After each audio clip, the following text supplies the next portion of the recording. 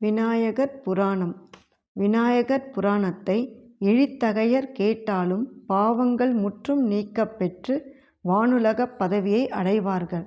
நல் வழியினர் கேட்டாலோ சுயம்புவான கணேசரின் திருவடித் தாமரை நிழலை அடைவார்கள். விநாயகர் புராணம். முதலாவது உபாசன காண்டம். 14. பிள்ளையாருக்கு கல்யாணம். தொடர்ச்சி. அந்நகரம் முழுவதும் பந்தல்கள் போடப்பட்டு தோரணங்கள் கட்டப்பட்டன.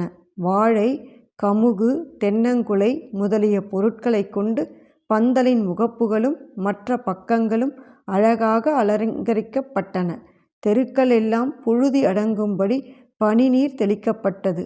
முற்றமெங்கும் சந்தன குழம்பினால் மெழுகி பல வினோதமான கோலங்கள் இடப்பட்டன. பாலிகை, கரகம் முதலான மங்களங்களும் வரிசைப்படுத்தப்பட்டன. திருவிளக்கு, குடவிளக்கு, சரவிளக்குகள் எல்லாம் அமைக்கப்பட்டன.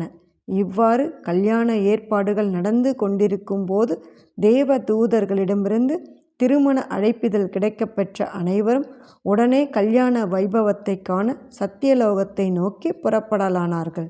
சந்திர, சூரிய முதலிய நவகிரகங்கள், 30 முக்கோடி தேவர்கள், 48,000 மாமுனிவர்கள், கருடர், கந்தர்வர், சித்தர், வித்யாதரர், போகபூமியர், விண்ணுலக வாசிகள், மண்ணுலக வாசிகள், பாதாள வாசிகள், ஆதிசேஷன் முதலான நாகவேந்தர்கள் மற்றும் தீவாந்தரங்கள் வசிப்போர் எல்லாம் தங்கள் தங்கள் மனைவி மக்கள் சுற்றத்தினர் புடைசூழ ஏராளமாக திரண்டு கணேசமூர்த்தியின் திருக்கல்யாண மகோற்சவத்தை தரிசிக்க பெரும் உற்சாகத்தோடு விரைந்து வந்தார்கள்.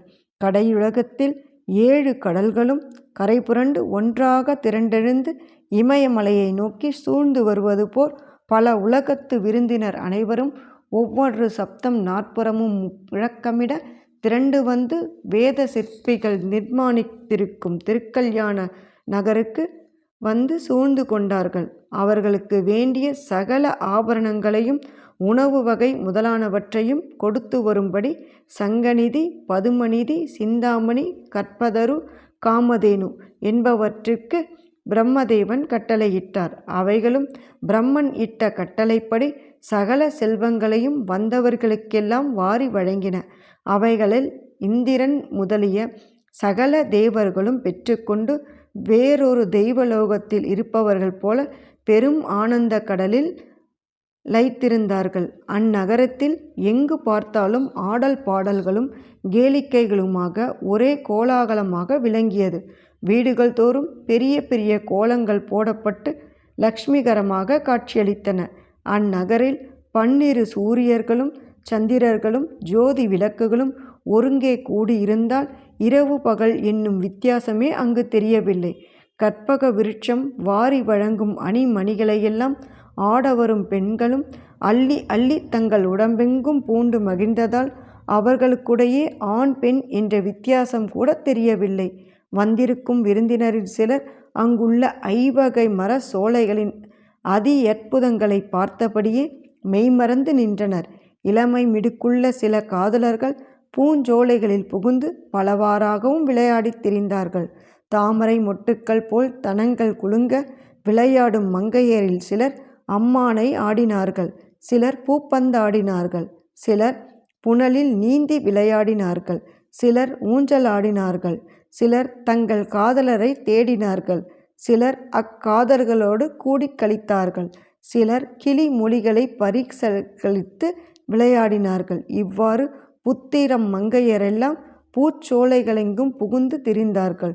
மன்மதனும் கண்டு நாணப்படத்தக்க மைந்தர்களில் சிலர் யானைகள், குதிரைகள், ஆடுகள், காடை, கௌதாரி, கோழிகள் முதலானவற்றை போரிட வைத்து வெற்றி கூவி வேடிக்கை பார்த்தார்கள். வசிஷ்டர் முதலான மகரிஷிகளில் சிலர் தர்மவாதமும், சிலர் தர்க்க வாதமும், சிலர் பொருள் வாதமும், சிலர் கர்ம வாதமும், சிலர் மோட்ச வாதமும் புரிந்தார்கள். சனகர் முதலான மகரிஷிகள் பதி பசு பாசங்களின் தன்மைகளை பற்றி உரையாடி வண்ணம் இருந்தார்கள்.